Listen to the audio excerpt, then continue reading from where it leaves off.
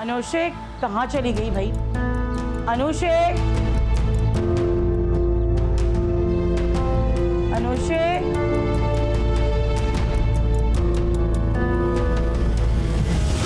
अनुषे कहाँ चली गई लड़की? अनुषे, या अल्लाह कहाँ चली गई लड़की? जिसका डर था मुझे वो हो गया। ये लड़की तो हमारे मुंह पे कालक पोत के चली गई। ये लड़की हमारे मुंह पे कालक पोत के चली गई। हाय से जमीन निकल गई, आसमान खा गया। क्या हुआ भैया? कहाँ चली गई? परवीन, नौशाद, जल्दी आओ। जिस घर की तुम रौनक जला रही थी ना, जिस लड़की के लिए तुम रौनक सजा रही थी, सारी बुत्तियां मुझा के भाग गई वो। क्या हो गया आपा? क्यों अफरा तफरी मचा के रखी हुई है? बहुत तुम नेक परवीन समझती थी ना उसको।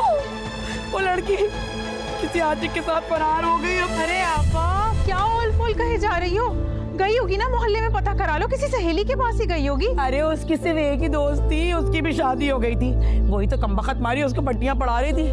नहीं छोड़ूंगी।